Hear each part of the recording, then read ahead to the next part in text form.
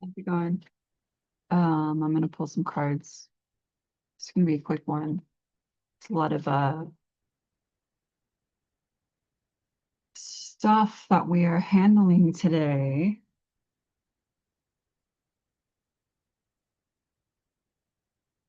I'm really excited about a lot of the things that are going on in my life right now. Um, are you?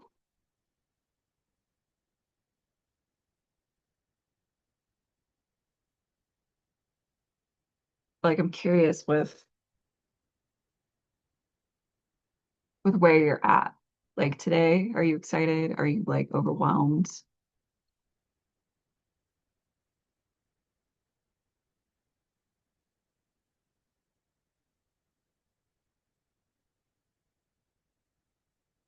This year, for us, it was like the year of appliance problems,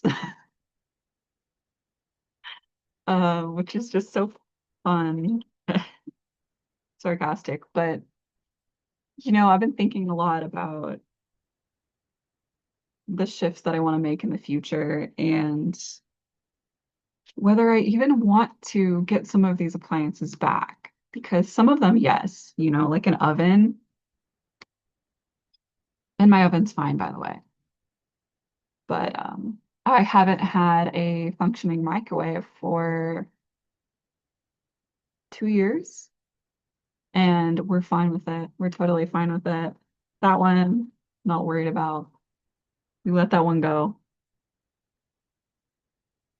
But we having some consistent problems with our clothing washer.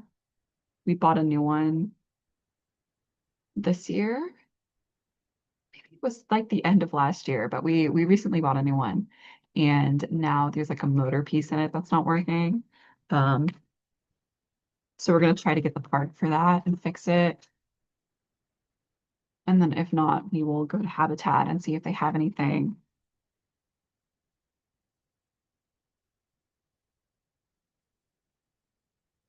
But whenever that piece broke the other day, I was like, are you for real? Like there's a lot of stuff that's going on already, and I don't know that I needed this extra barrier, but you know, it's helped me think about the future again and how I want to wash my clothes in the future. Like when this washer and dryer dies for real, we're gonna try something new. And that'll be fun. That'll be a whole adventure. Okay.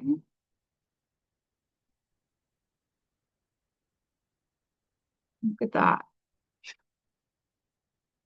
All kinds of like it's giving just different ideas that have been coming up in your my they her head and like weaving them together, like putting them together in a way that makes more sense than it potentially did before. Like sometimes these things come in and they're really abstract, and then you're like, okay. But then they sort of fall into, I don't want to say fall into place, but sure, we'll go with that like a little bit later. All right, so Lavender Weaver, number 20. Lavender has spider affiliations. Uh, and here, um, yes, lavender is affiliated with Mercury.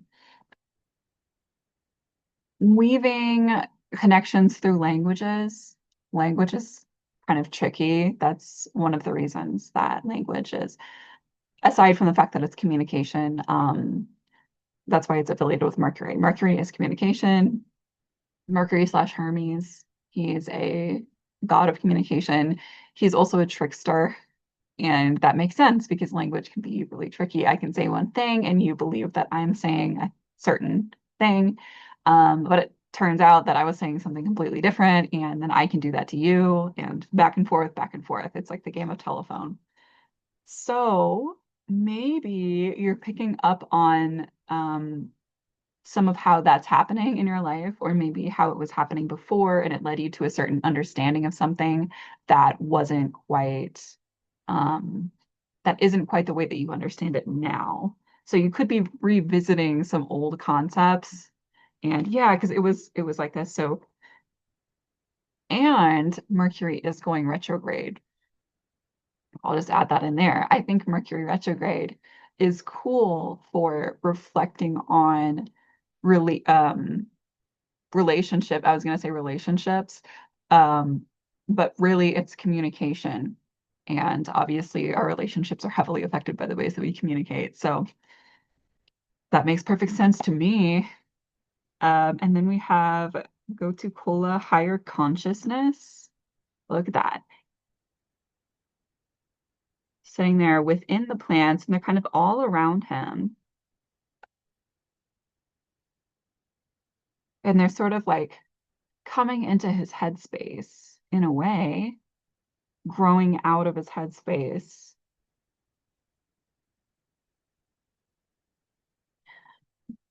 And there are up here, I think that's like a neuron. And then up here, this is Mercury again and the moon. So I am getting reflecting on your communication again. And I mean, that's on point for me. In the distance, there's like this mountain. So he's aware, this person, okay, this person is aware that there are potential trials and tribulations in the future. There are more mountains yet to climb. But he's taking a moment, and more than a moment, because these plants are like this one's growing out of his head. So he's taking all the time he needs to sit, maybe in silence, with these reflections and do what needs to be done with them and work through them in some way, shape, or form.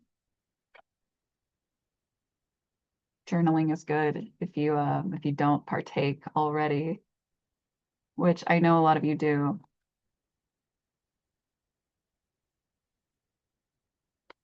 Like, and he's sort of, this is kind of cool, a little esoteric, but I mean, I would assume this is the planet Mercury. It doesn't really look like the moon to me, but you could say that too. Like, it's sort of like got this dust that's coming off of it. And so he's being influenced by this planetary energy, and he's allowing himself to be influenced by these plants and the planetary energy. Higher consciousness. Go to cola. I've read a little bit about this plant, but I don't know enough to share it with you. I just know enough to know that it's interesting. So why don't we just read the book and we can learn together.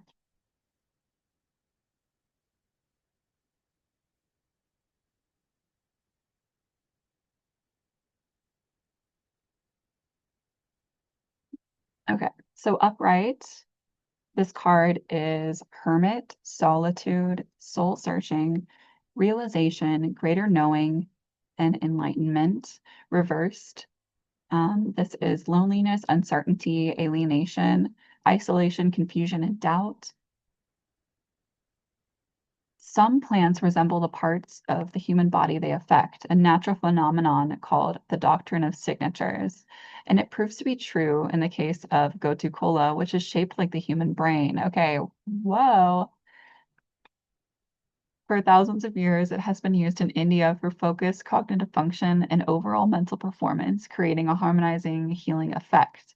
The Taoist master and herbalist Li Xing Wen, who is said to have died at age 256, is a big proponent and student of this plant. It was also used to relax the nervous system, repair nerve trauma, and reduce stress and anxiety. In Ayurveda, Gotu kola is classified as a rasayana. Rasayana, if you're an Ayurveda person, uh, let me know. Or a masterful, rejuvenating herb due to its ability to restore function and balance and nourish many aspects of the body and mind. Ancient Ayurvedic texts reference the herb's spiritually enhancing properties due to its balancing effect on the left and right brain, producing a heightened state of awareness. Modern science now confirms that Gotu kola can restore brain cell and nerve function, improve blood circulation, restore digestion, and speed the healing of wounds. Gotu kola is ruled by both Mercury and Uranus. No, interesting, I guess, and the moon, as it not only increases circulation in the brain, it ignites alertness, concentration, and insightfulness. Also called the herb of enlightenment, it powerfully stimulates imagination, promoting lucid awareness and brilliance, which are traits embodied by both Mercury, the conscious mind, and Uranus, the higher self, also known as Atman in Sanskrit. And the message is, I love this because it gives you like some historical context for the herb and some medicinal uses, and then it just tells you the um fun like message. Okay, Gotu kola, like the wise hermit in the tarot, signals the achievement of great wisdom through solitude and trust. You are entering a period of deep inner contemplation. I love that for you. Okay. Looking for answers requires solitude and disconnection from the regular casualties of life. Gotu kola walks through the undiscovered pathways of the subconscious mind with precision, guided by the light of the northern star. You are moving into a new and higher stage of being. If you're experiencing a sense of loneliness or alienation, you are perhaps living in a reality where your own deep truths have been denied. This is a time for introspection, a time for rest, meditation, and inner work. Your consciousness is undergoing transmutation. Take the time to study, invoke your higher consciousness every day through meditation and contemplation. All right, this is huge. A lot of people fear this inner contemplation that you're going into. So good for you.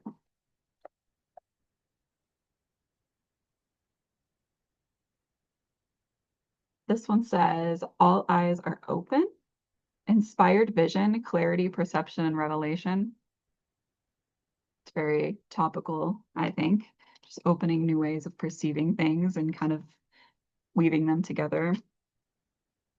And then for our message from the trees today, we have horse chestnut.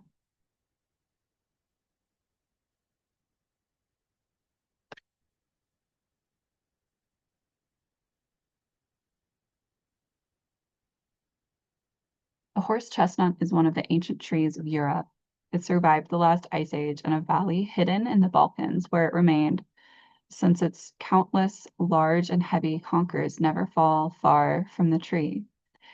It was only in the 16th century that this beautiful tree was discovered by a Flemish diplomat who was visiting Turkey. From that time onward, it spread far and wide across the world thanks to human intervention and the botanical gardens of Paris and London. Now, in many parts of the globe, children and adults play with shiny red-brown conkers. The horse chestnut had to wait nearly 10,000 years for its fruit to be enjoyed and appreciated. The angel of the horse chestnut possesses an appropriately angelic level of patience. It teaches us an ancient trust to wait peacefully until it is the right time to act. And once we have mastered waiting, we are not actually waiting anymore. We are able to enjoy what is now. I'm laughing because do y'all know The Artist's Way and like how you're supposed to do morning pages every morning? Sometimes I do them written and sometimes I just do them verbal. And today I did them verbal. And this is throwing me back to what I was talking about in that session I did right before I came on here.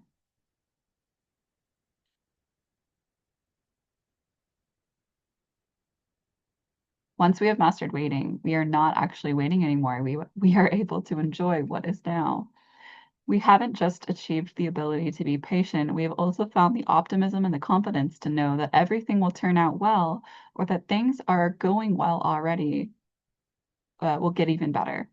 We know that the universe is abundant itself and gives us all plenty. We can join in and become as generous and free as the tree growing on fertile soil with its profusion of leaves, buds, and fruit. Don't hold back, be generous.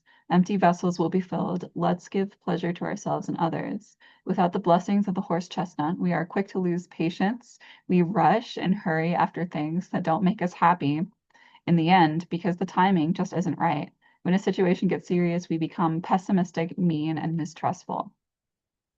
And the oracle says, stay with it, be patient. Everything that you need is already before you, and what you need tomorrow is already on its way. The abundance of being nourishes the soul, everything in its place.